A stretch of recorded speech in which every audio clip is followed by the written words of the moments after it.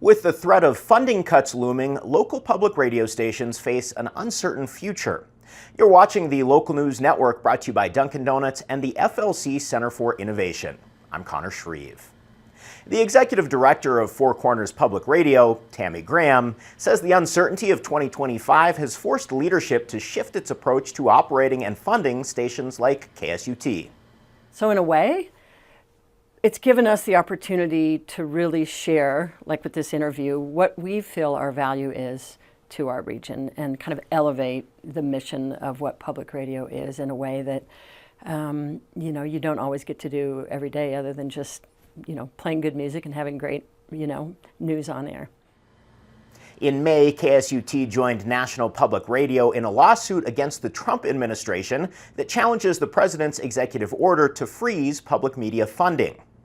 He doesn't have the authority to command how CPB funds are dispersed and utilized, and it's also unconstitutional as a retaliation for the president's disagreement with the editorial positions and news reporting of National Public Radio.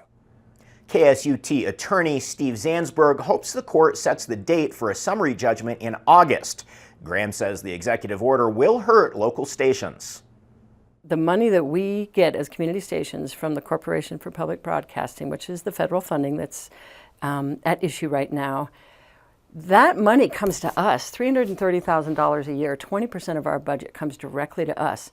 We don't have to spend our money on NPR.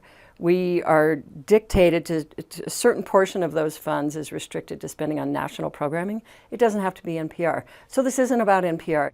Despite the uncertainties, Graham says support extends beyond KSUT's listening community. The station is enjoying its best fundraising year ever.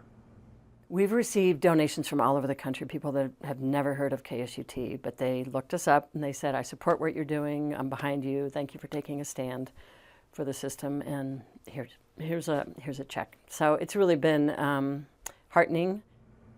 Graham is proud to represent more than 240 public stations across the country.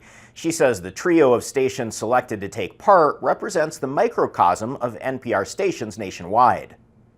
NPR felt like there's a perception sometimes, like when people generally think about an NPR station, they think of these big major market affiliates. And they really wanted to show the spectrum, kind of in this microcosm in Colorado, of a statewide network, a mountain serving, Aspen Public Radio serving many mountain communities, and then KSUT, which is very rural and also serves mountain.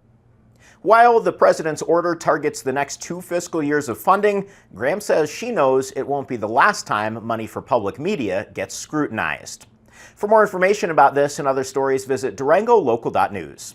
Thank you for watching this edition of the Local News Network. I'm Connor Shreve.